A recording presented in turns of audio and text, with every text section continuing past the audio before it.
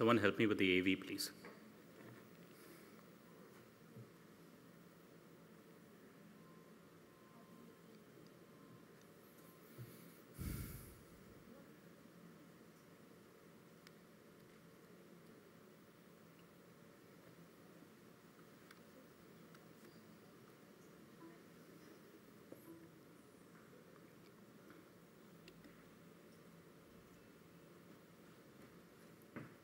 Hi. Your presentation is there? Yeah, it's inside. I think that should be good.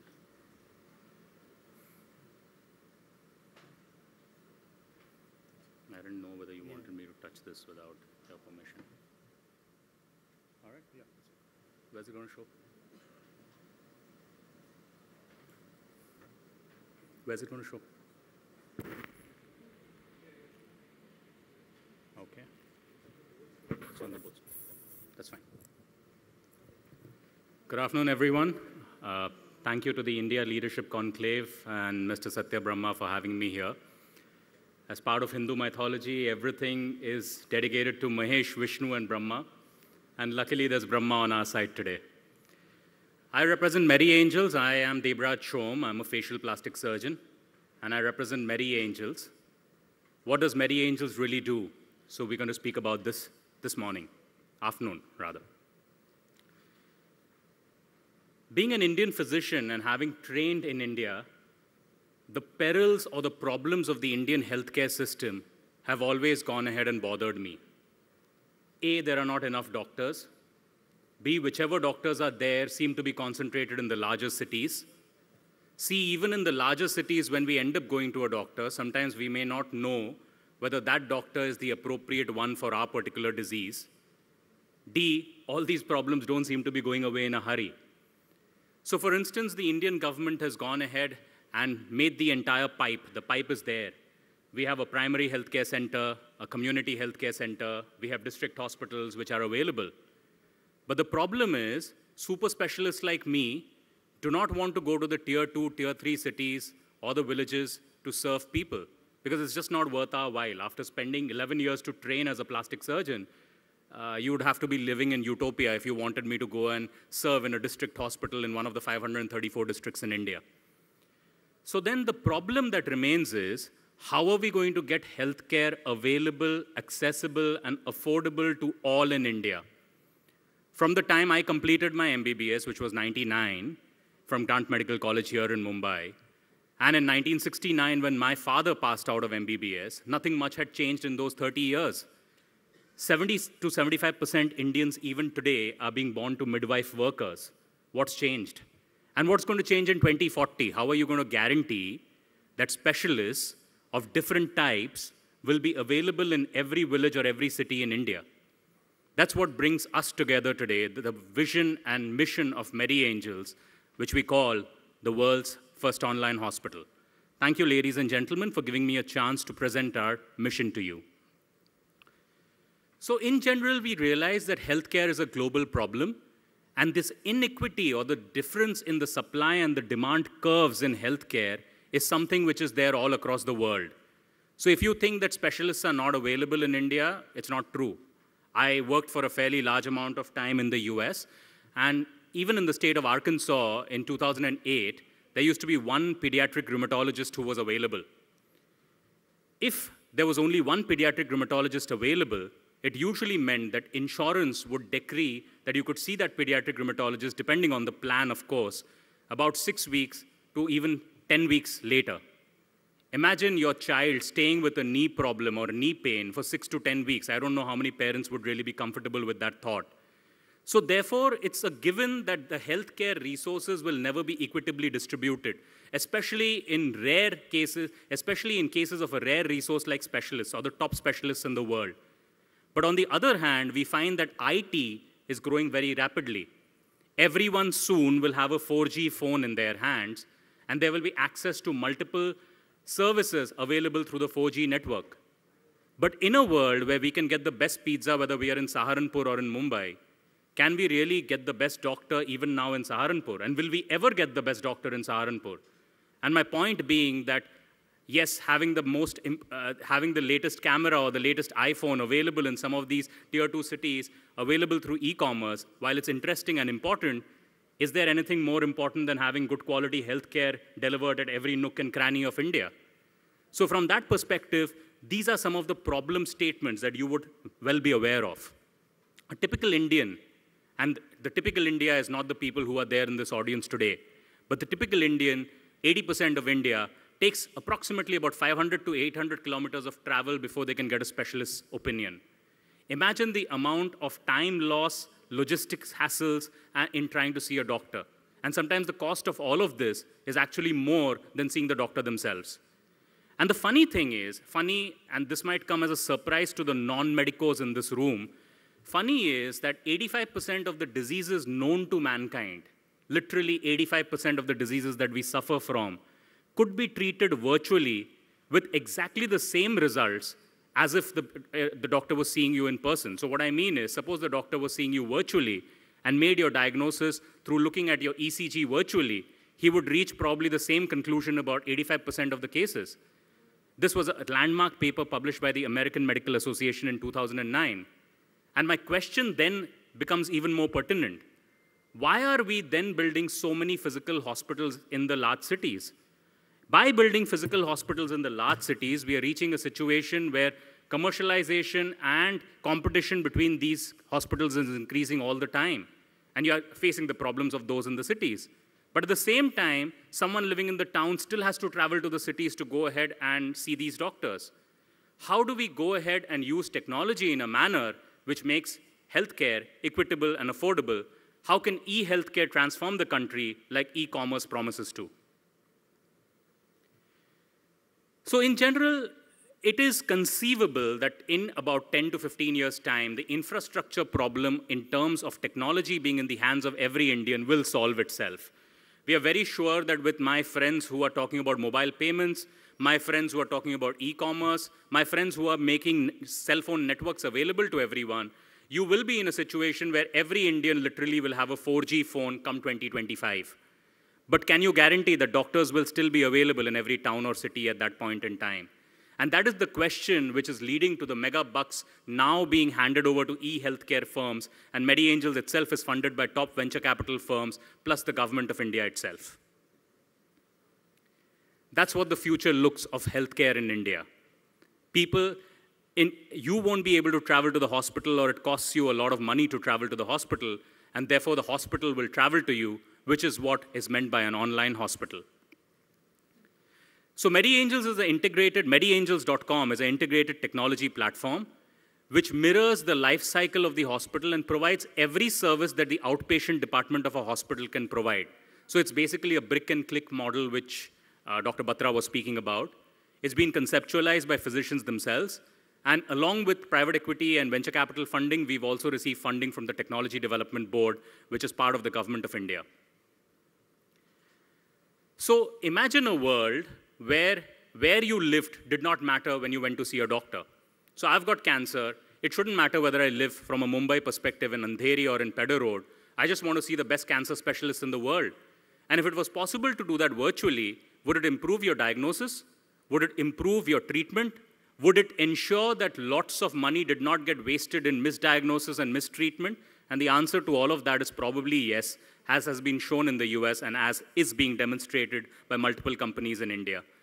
We are in strategic partnerships with over 21,000 laboratories all over India, such that you could be anywhere over 85% of India's geography.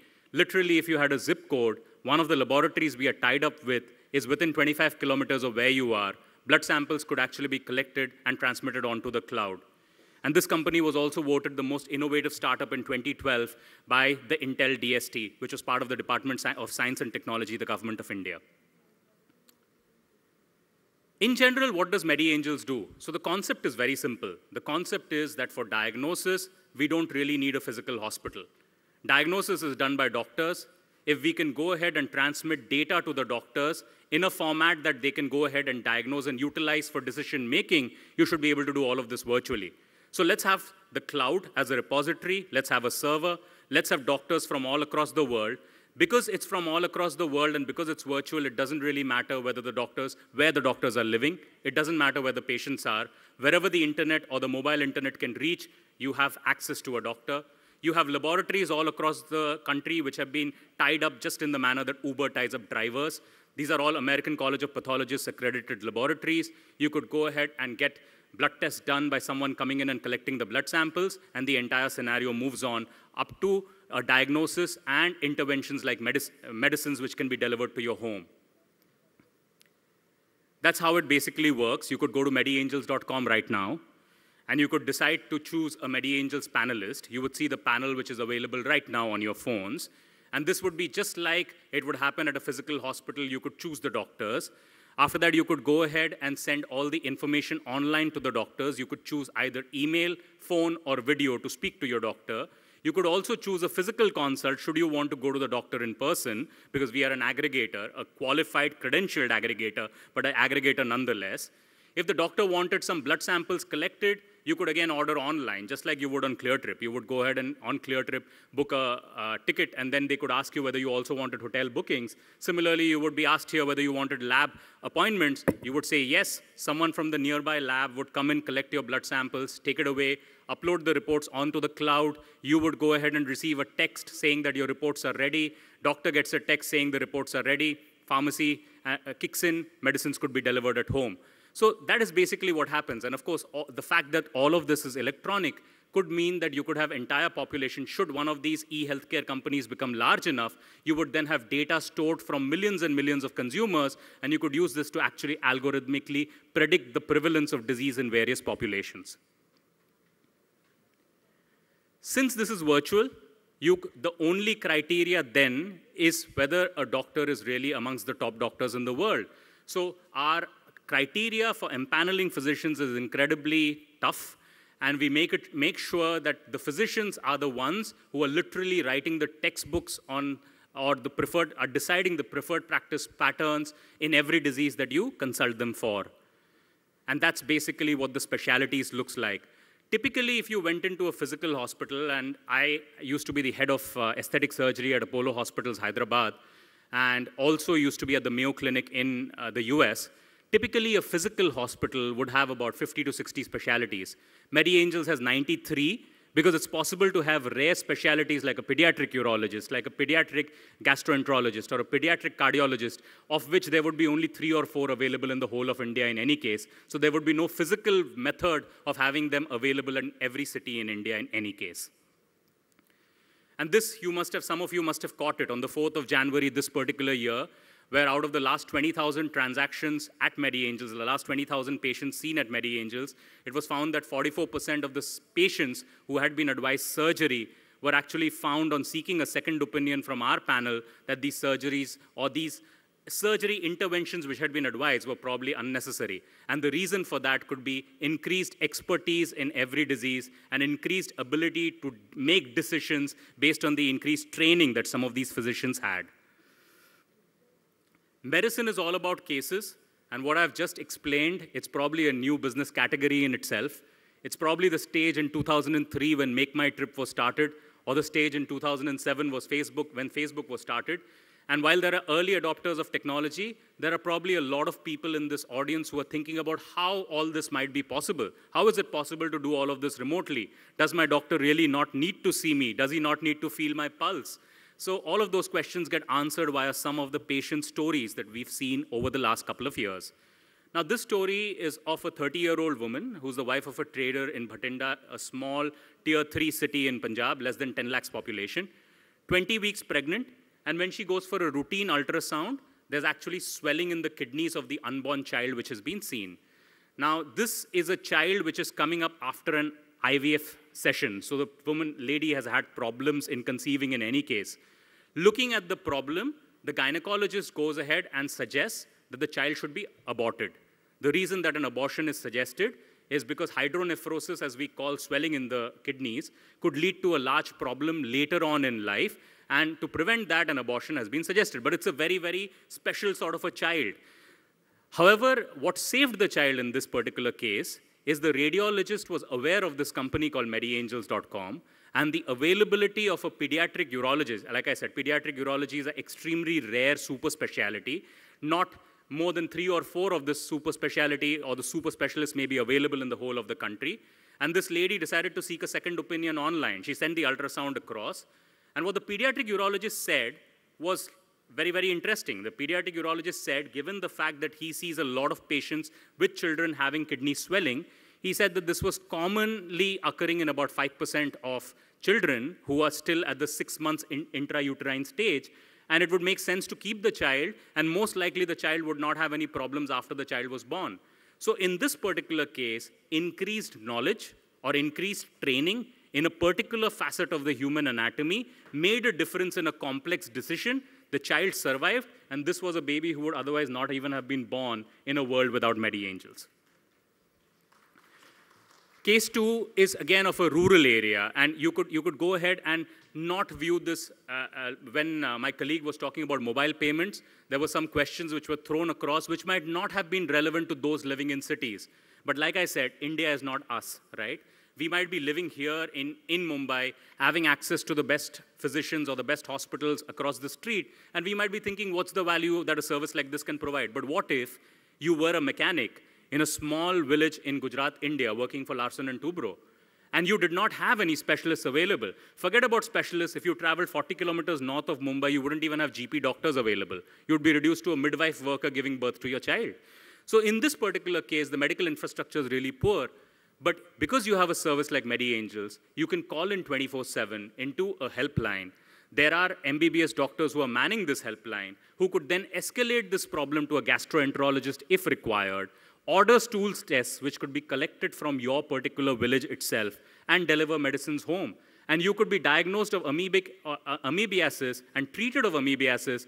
Before this amoebiasis would have probably gone ahead and affected the liver, you would have ended up going to the city as a small mechanic, maybe 20, 30 days later, and it could be a much more complex problem to treat with attendant morbidity. But in this particular case, because you could diagnose early, you could have it treated much earlier as well. The third case is of a patient from the US, and this is something that a lot of us would probably identify with. This is a retail floor staff working in Walmart, and he went ahead and presented with left side shoulder and arm pain. He visited an MD cardiologist as well as an orthopedics. When you have pain on the left side of the arm, the doctor is likely to think that it's a heart-related condition with referred pain on the left side of the arm. But once he went to 2 specialists, the 2 specialists left him even more confused than before. The heart specialist, actually the cardiologist, saw some changes in the ECG and suggested that there were some heart problems which needed to be treated, and suggested a stenting or probably even a bypass surgery or a heart surgery, open heart surgery in the heart. Whereas the orthopedic surgeon went ahead and said it was a frozen shoulder. After consulting 2 doctors, you still have no ability to know whether you should be doing physiotherapy versus bypass surgery, and the choices, could lead to a lot of morbidity. So in this particular case, because this is a virtual network, you're able to actually take a panel opinion, as we call it. You can go ahead and consult Ashok Seth. For instance, Ashok Seth is the top cardiologist in India today and works at the Fortis Hospital, the Fortis Escorts in Delhi. Or you could take an opinion at the same time from Dr. Kunal Kalra, who's a shoulder specialist at the New York Presbyterian. And both of them opined on this, together spoke to each other, and reached the decision that the changes in the ECG were from childhood itself, because the earlier ECG also showed the same. And this was indeed a shoulder problem demonstrated on a shoulder MRI, and just having a physiotherapy would be enough. So this is a patient who could have been in Arkansas or could have been in Mumbai and may have undergone a bypass surgery when none may have been required. So the ability to provide second opinions and provide a decision support to patients with complex problems is something which can be done virtually much better than the physical world. And then, of course, there's the Indian Jugaad Buddhi. Wherever you have technology which is available, you have people with adequate and intelligence to be using that technology in ways you even did not think possible.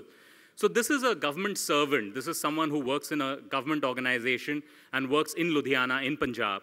And I'm presuming he's working as a class 4 employee in a government organization. I might be wrong, but he probably doesn't have an iPhone. But the good thing about technology is that even the 4,000 rupee phones at this point in time have cell phone cameras which are available. So he's got a child. I hope you empathize with the problem that he's having. He's having a child who's actually complaining of wetting the beds even though the child is 7 years old.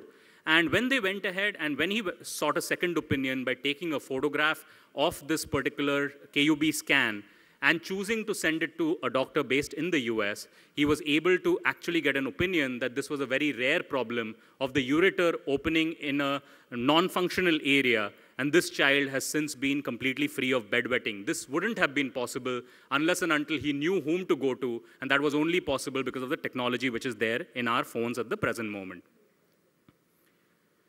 So in general, that's all that I have to say. I don't want to go into the business model and all of that. I just want to say that healthcare is changing very, very rapidly. Technology itself is making healthcare available and accessible to more and more people. Unless and until we use technology in a manner in which it can benefit people, lots of problems will not be solved in this country. Everything is getting compressed. We went from a stage where we did not have landlines, but now everyone has enough mobile phones. And I bet that there will be a time when we still might not have enough hospitals, but e-healthcare will transform healthcare as we know it in India forever. Thank you very much.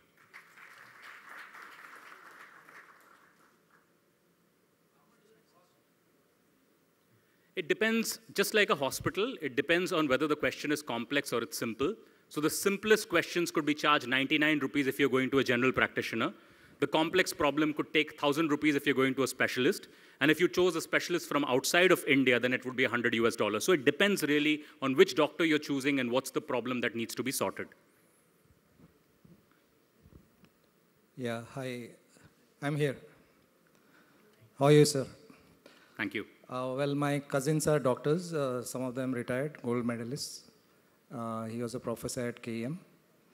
I'd like to give you some story about myself. I lost my mom about a year back. Sorry to hear that. She was in one of the best hospitals in Mumbai. In fact, my cousin is one of the directors there. But the thing is, I feel there was a loss of empathic way to look at patients. They were treated like profit centers. In fact, wanted to complain, but I was tied up because it would affect my cousin's, career. So I'd like to know certain things about geriatric treatment in India. I think I have used the right word because I just asked one of my cousin what it means. Sure. So in fact, he was telling, we were discussing about this matter after my mom's departure. So I was a little upset about the way the doctors were treating. In fact, I have still complaints about my own cousin.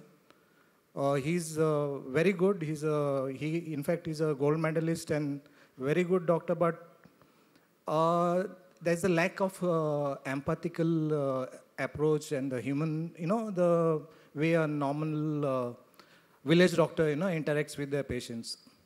So in your case, there is no doctor present in this scenario. So the basic thing is how the patients are going to react about it. Secondly, as you had said, there's a touch aspect, the pulse feeling and things like that, especially like subjects like liver swelling. So how you are going to get the inputs from that? Another question is about HIPAA compliance, since you're already uploading it in the cloud. And third, last one is what about live monitoring of the patients? Thank you. Sure. I'll answer the third one first. MediAngels is completely HIPAA compliant. So as a result of which the modules go ahead and satisfy all the criteria which are needed for HIPAA compliance. We cannot be ratified by HIPAA though, because HIPAA, for everyone else in the audience who may not know this term, is actually the Health Prevention and Security and Accountability Act, which was passed by the US Congress in 1996. And it can be only US resident companies which can apply for a HIPAA compliance. So even though we fulfill the tenets, we cannot be certified as being HIPAA compliant. That's the first one. Second, I'll take your first question. In my opinion, I'm a practicing plastic surgeon as well, right? And I believe that consumerism and greed is overtaking everything in every human interaction. Doctors do not come from utopia. Doctors do not come from Mars. Doctors come from the population at large. So as a result of which, we doctors also are prevalent and we are susceptible to everything else that the rest of society is prevalent and susceptible to. Just like I can't see a corrupt politician and say, yes, sab politician chor hai. Similarly, I should not be in a situation where I look at one doctor or one particular episode and try and brand a particular brand of professionals as such. Yes, there are complaints which keep coming in of doctors not treating patients empathetically. But yes, there are also complaints which come in of bridges falling in Mumbai. That doesn't mean I can say every civil engineer is a thug, right? So in my opinion, no one particular mechanism of healthcare can solve all the problems. The government has been, the NRHM, the National Rural Health Mission, has a budget of 1,800 crores, which is allocated to every state in order to go ahead and take care of the rural healthcare. If 1,800 crores is not